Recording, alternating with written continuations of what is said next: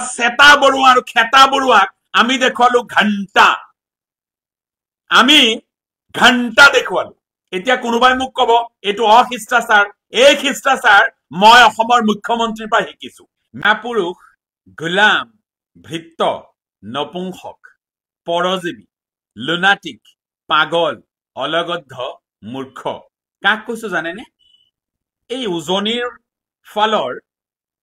এগৰাকী স্বয়ম্ভু তথাকথিত ছাপ্ৰী নেতা এই সেতা বড়ুয়া নে কিবা খেতা বড়ুয়া বুলি এজনৰ আবিৰ্ভাৱ হৈছে নহয় তেওঁক কৈছো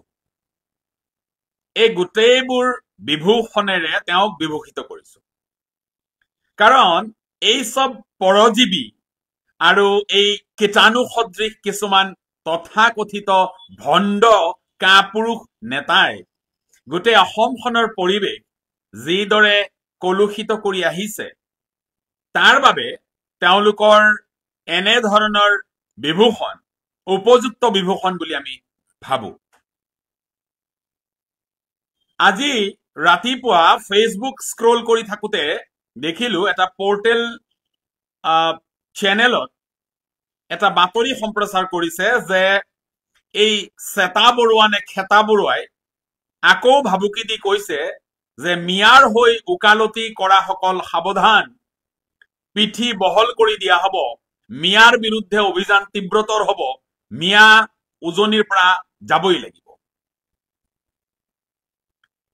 এই সেতা বড়ুয়া নে খেতা বড়ুৱা কৈছো মিয়াৰ হৈ উকালতি মই সদায় কৰিম কৰিছিলো কৰি থাকিম কাৰোবাৰ যদি দম আছে কাৰোবাৰ যদি কলিজা আছে কাৰোবাৰ যদি হিম্মত আছে মিয়াৰ হৈ উকালতি কৰাৰ ক্ষেত্ৰত আমাক বাধা দি দেখুৱাওক যদি কাৰোবাৰ সৎ সাহস আছে আমাৰ এডাল নুম বেকা কৰাৰ যদি সৎ সাহস কাৰোবাৰ আছে আহি সন্মুখত থিয় হওক আইনগতভাৱে যুঁজখন চলাই নিবলৈ সৎ সাহস লৈ এইখন পথাৰত নামিছো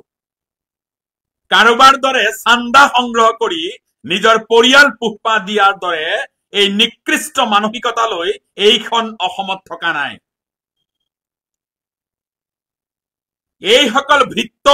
আৰু এই গোলাম কাপুৰুষ সেতা বড়ুয়া নে খেতা বড়ুয়া এই সকলে চান্দা সংগ্ৰহ কৰি নিজৰ পৰিয়ালটোক কোনোমতে পোহপাল দি আছে তাৰ পিছত নিৰ্লজ্জৰ দৰে কৈছে যে মিয়াৰ হৈ উকালতি কৰা সকল সাৱধান এনে কাপুৰুষৰ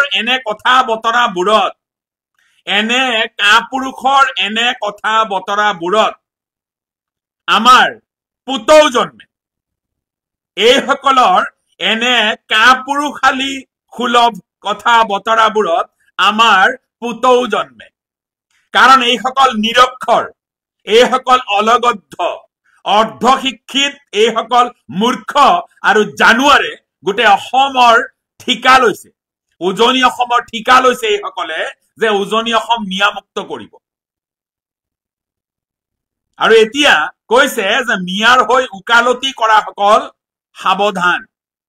ভাৰতীয় বৈধ মিয়াৰ হৈ উকালতি কৰিছিলো কৰি আছো আৰু কৰি থাকিম তাতে কোনোবা সেতা বড়ুয়া আৰু খেতা বড়ুৱাক আমি দেখুৱালো ঘণ্টা আমি ঘণ্টা দেখুৱালো এতিয়া কোনোবাই মোক কব এটো অশিষ্টাচাৰ এই শিষ্টাচাৰ মই অসমৰ মুখ্যমন্ত্ৰীৰ পৰা শিকিছো মানুহক ঘণ্টা দেখুৱাৰ এই যেটো শিষ্টাচাৰ এটো মই অসমৰ মুখ্যমন্ত্ৰীৰ পৰা শিকিছো কাৰণ অসমৰ মুখ্যমন্ত্ৰীও দেখিছো প্ৰায়ে মানুহক তেওঁ বুঢ়া আঙুলি দেখুৱায় এবাৰ মই এই সেতা বড়ুয়া নে খেতা বড়ুয়া এই সকলক দেখুৱালো ঘণ্টা এই সকল অসভ্য এই সকল কাপুৰুষ এই সকল কাৰোবাৰ প্ৰৰোচনাত প্ৰৰোচিত হৈ উভত গুৰে নাচি এই যে মিয়াৰ বিৰুদ্ধে যেটো অভিযান আউপকীয়াকৈ মুছলমানৰ বিৰুদ্ধে যেটো অভিযান আৰম্ভ কৰিছে এটো মখিমুৰ হ'ব বৰ বেছি দিন নাই উজনি অসমত এইদৰে বৈধ ভাৰতীয় মিয়াক কৰা অত্যাচাৰৰ বিৰুদ্ধে আমি ৰাষ্ট্ৰীয় সংখ্যালঘু আয়োগৰ ওচৰত যি অভিযোগ দাখিল কৰিছিলো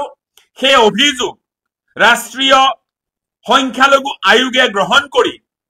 ইতিমধ্যে এই সম্পৰ্কে বিহিত ব্যৱস্থা লবৰ বাবে অসমৰ মুখ্য সচিবলৈ পত্ৰ প্ৰেৰণ কৰিছে আৰু ইয়াৰ প্ৰতিলিপি ৰাষ্ট্ৰীয় সংখ্যালঘু আয়োগে আমালৈ প্ৰেৰণ কৰিছে এগৰাকী অধিবক্তা হিচাপে আৰু এগৰাকী সমাজ সচেতক বিবেকবান ব্যক্তি হিচাপে সমাজত চলি থকা অনিয়ম আৰু বিশৃংখলতাৰ বিৰুদ্ধে মাতিছো আৰু মাতি থাকিম কাৰোবাৰ ৰঙা চকুক ভয় কৰি আমি এনেদৰে পদক্ষেপ লোৱাৰ পৰা কেতিয়াও বিৰত নাথাকো এতিয়া এই যে ন্যাশনাল কমিশন ফৰ মাইনৰিটিজে আমাৰ অভিযোগ গ্ৰহণ কৰি অসমৰ মুখ্য সচিবলৈ বিহিত ব্যৱস্থা গ্ৰহণ কৰিবলৈ বা এই গোটেই ঘটনা সংক্ৰান্তত ৰিপৰ্ট সাবমিট কৰিবৰ বাবে 21 দিনৰ সময়সীমা বান্ধি দিছে এই ক্ষেত্ৰত অসমৰ মুখ্য সচিবে কি ব্যৱস্থা গ্ৰহণ কৰে তাৰ ওপৰত আমাৰ তীক্ষ্ণ দৃষ্টি থাকিব গতিকে বৈধ ভাৰতীয় মিয়া মুছলমানক সকলক কৈছো কোনো দল কোনো সংগঠন কোনো ৰাজনৈতিক নেতাই আপোনালোকক কেৱল ভীতিগ্ৰস্ত হৈ কৰিব পাৰিব অসমৰ মুখ্যমন্ত্ৰীৰ ভাষাৰে কৈছো আপোনালোকৰ নো মেডালো লৰাব নোৱাৰে কাৰণ এইখন অসমত থকাৰ অধিকাৰ আপোনালোকৰ সাংবিধানিক অধিকাৰ আৰু কোনোবাই যদি ভয় ভাবুকিৰে সেই অধিকাৰ কাঢ়ি ল'ব বিচাৰে সেই সকলৰ মূৰত এই গৰম পানী ঢলাৰ যেটো প্ৰক্ৰিয়া সেইটো কিদৰে ঢালিব লাগে হে আমি ভালদৰে জানো কোনোবাই ভাবুকি দিছে পিঠি বহল কৰি দিয়া হ'ব সেই সকলক কৈছো যে টিট ফৰ টেট ইংৰাজীত কথা একাৰি আছে সেইটো অকনমান বুজি ল'ব যে তাৰ অৰ্থটো কি অকনমান বুজি ল'ব যদি কোনোবাই আক্ৰমণ কৰিবলৈ আহে তাৰ প্ৰত্যাক্ৰমণটো কিন্তু ভয়াবহ হ'ব আক্ৰমণ কৰিবলৈ আহিলে তাৰ প্ৰত্যাক্ৰমণ বৰ ভয়াবহ হ'ব নিজকে বীৰ পুৰুষ বুলি ভাবা সেই কাপুৰুষসকলে এটা নিৰ্দিষ্ট গণ্ডিৰ ভিতৰত যি গুণ্ডামি আৰম্ভ কৰিছে সেই গুণ্ডামিক ছাপ্ৰী বুলি কয় সেইসকলক ছাপ্ৰী বুলি কয় সেইসকলক বীৰ বুলি নকয় সেইসকলক কাপুৰুষ বুলি কয় সেইসকলক কাৰোবাৰ গোলাম বুলি কয় সেইসকলক কাৰোবাৰ ভৃত্য বুলি কয় আৰু তেওঁলোকে নিজকে বীৰ পুৰুষ বুলি ভাবে বজাৰত দোকান দিয়া কেইটামান সাধাৰণ খাটি খোৱা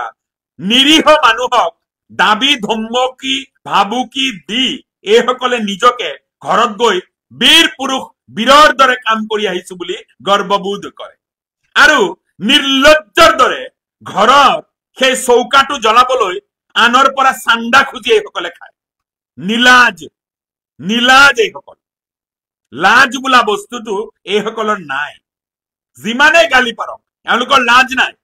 এটা সাধাৰণ কথা কওঁ শুনক এই বিয়া ঘৰৰ ৰন্ধনশালত চাব ভতুৱা কুকুৰবোৰে বৰ দিগদাৰি কৰি থাকে ভতুৱা কুকুৰবোৰে বিয়া ঘৰৰ বা কিবা ভোজৰ সেই ৰন্ধনশালত গৈ বৰ দিগদাৰি কৰি থাকে খেদিলে নাযায় আকৌ আহে আৰু যেতিয়া সেই ৰান্ধনীয়ে উপায়বিহীন হয় তেতিয়া গৰম পানী যেতিয়া ঢালি দিয়ে তেতিয়া আৰু দুনাই নাহে এই তথাকথিত এই গুণ্ডা এই ছাপ্ৰীবোৰৰ মূৰত যিদিনাখন মিয়াই গৰম পানী ঢালিব সিদিনা গম পাব যে অত্যাচাৰ কৰি থাকিলে এজন মানুহক বা এটা জাতিক বা এটা জনগোষ্ঠীক বা এটা ধৰ্মক ভিত্তি কৰি কাৰোবাক যদি বাৰে বাৰে অত্যাচাৰ কৰি থকা হয় তাৰ প্ৰত্যুত্তৰত যদি সেইসকলে প্ৰত্যাক্ৰমণ কৰে তেতিয়াহ'লে কিন্তু এইসকল গুণ্ডাই জানি থোৱাটো ভাল যে পৰিস্থিতি ভয়াবহ হ'ব কালি মাননীয় মুখ্যমন্ত্ৰী মহোদয়ে কৈছে যে গৌৰৱ গগৈ তেখেতক কি প্ৰত্যাহ্বান জনাব গৌৰৱ গগৈ বোলে আমুল বেবী কিন্তু মই তেখেতক সুধিব বিচাৰিছো সেই আমুল বেবী বুলি আপুনি যাক কৈছে গৌৰৱ গগৈ সেই গৌৰৱ গগৈ ডাঙৰীয়াক আপুনি ভয় খায়ে তেখেত সভাপতি হ'ব বুলি জানিয়ে আপুনি আগতীয়াকৈ পাকিস্তানৰ লগত তেখেতৰ লিংক থকা আপুনি গোটেইখন প্ৰচাৰ কৰিলে অপপ্ৰচাৰ কৰিলে তাৰপিছত তেখেত পাকিস্তানলৈ 14 বাৰ 15 বাৰ যোৱা বুলি আপোনালোকে বিভিন্ন ধৰণৰ মানে জোৰদাৰ অপপ্ৰচাৰ চলালে SIT গঠন কৰি দিলে কিন্তু ফলাফল কি হ'ল আপুনি 10 ছেপ্টেম্বৰৰ সময় দিলে সমগ্ৰ অসমবাসীয়ে বাট চাই থাকিলো আমি 10 ছেপ্টেম্বৰত আপুনি গৌৰৱ গগৈক গ্ৰেপ্তাৰ কৰিব আৰু জেললৈ পঠিয়াব কিন্তু আমিতো ফলাফল শূন্য দেখিলো আপুনি একো কৰিব নোৱাৰিলে আৰু যিজন মানুহে আপুনি ৰাতি শুতো গৌৰৱ গগৈৰ সপোন দেখে গৌৰৱ গগৈক ভয় কৰে সেইজন মানুহে আপুনি এনো দিনৰ ভাগত কবই নহয় জানো বাৰু যে তেখেতে কি প্ৰত্যাহ্বান জনাব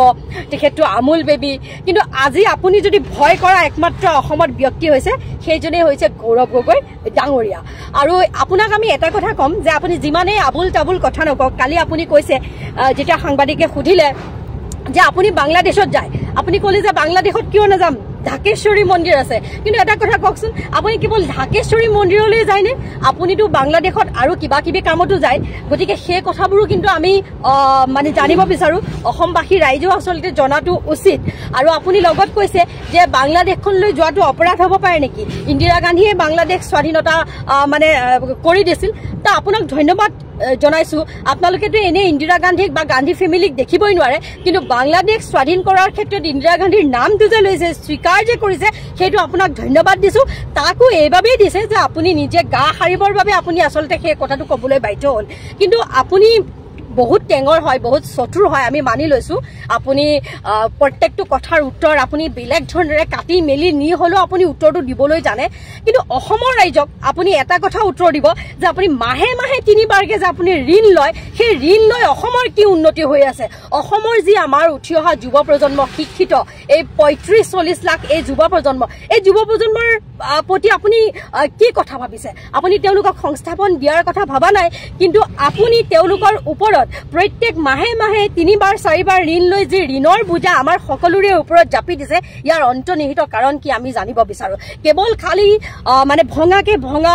গঢ়াকে গঢ়া এখিনি কৰি থাকিলে কিন্তু অসমৰ উন্নতি নহয় আপুনি যেতিয়ালৈকে আমাৰ উঠি অহা যুৱ প্ৰজন্মক আপুনি সংস্থাপিত কৰিব নোৱাৰিব তেতিয়া কিন্তু প্ৰগতিৰ পথত আগ নেবাঢ়িব আৰু আপোনাৰ যি মূল ধাৰণা যে আপুনি 1250 টকা দি আমাৰ মহিলাসকলক আপুনি ব্লেকমেইলিং কৰি ভোট লৈ থাকিব তেনেকুৱা হলে কিন্তু মানুহ অৰ্থনৈতিকভাৱে স্বাৱলম্বী কেতিয়াও নহয় অৰ্থনৈতিকভাৱে স্বাৱলম্বী হ'বলৈ হলে আপুনি কিন্তু বুনিয়াদটো বেলেগকৈ গঢ়িব লাগিব যেটো বুনিয়াদ আপুনি গঢ়া নাই আপুনি ব্লেকমেইলিংৰ কেৱল ৰাজনীতি কৰিছে গতিকে আপোনাক প্ৰত্যাহ্বান জনোৱাটো তেনে সাধাৰণ কথা গৌৰৱ গগৈটো বাৰেই দিয়ক কংগ্ৰেছৰ এজন কৰ্মী আচলতে আপোনাক সুন্দৰভাৱে প্ৰত্যাহ্বান জনাব পাৰে কাৰণ আপুনি অৰ্থনৈতিক ক্ষেত্ৰত ৰাজ্যখনক আগবঢ়াই নিয়াত সম্পূৰ্ণৰূপে বিফল আৰু আমাৰ অসম ৰাজ্যখনক আপুনি ইমান বেছি ধৰুৱা কৰিলে যেটো মানে ভাৰতবৰ্ষ স্বাধীন হোৱাৰে পৰা অসমত ইমানজন মুখ্যমন্ত্ৰী হ'ল কিন্তু কোনো এজন মুখ্যমন্ত্ৰী আপোনাৰ দৰে মাহেকত 3বাৰকৈ ঋণ লোৱা আমি দেখা নাই গতিকে আপুনি যিমান দম্ভালি মাৰি কথা নকক লাগে আপোনাৰ ভিতৰটো যে ফুপুলা সেই কথাটো কিন্তু অসমৰ ৰাইজে গম পাইছে গতিকে আহি থকা 2026ত এইবিলাকৰ সমুচিত প্ৰত্যুত্তৰ আপোনাক কিন্তু অসমবাসীৰ ৰাইজে দিবলৈ গৈ আছে আপোনালোকে ইতিমধ্যে অধিবক্তা ছাহনাৱাজ ডাঙৰীয়া আৰু লগতে ৰূপা কলিতা বাইদেউৰ মুখেৰে বহুখিনি কথাই শুনিলে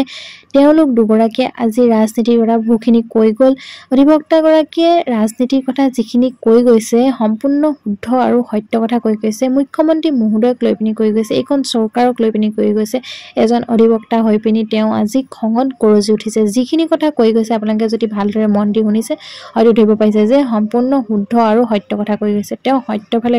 কয় কোনো ৰাজনীতি কংগ্ৰেছ হওক বিজেপি হওক কাৰো পক্ষে নহয় তেওঁ আমাৰ সমাজৰ হৈ পিনি মাত মাতি গৈছে আপোনালোকে তেওঁক সাপোৰ্ট কৰিব তেওঁৰ কথাখিনি শুনি যদি ভাল পালে ৰূপা কলিতা বাইদেউৰ কথাখিনি শুনি যদি ভাল পালে ভিডিঅ'টো সকলোৰে মাজলৈ আগবঢ়াই দিব লাইক এটা কৰিব আৰু আপোনালোকৰ মতামত কমেণ্টৰ যোগেৰে জনাবলৈ নাপাহৰিব ভিডিঅ'টো সম্পূৰ্ণ চৰ্বে সকলোলৈ বহুত বেছি ধন্যবাদ থাকিল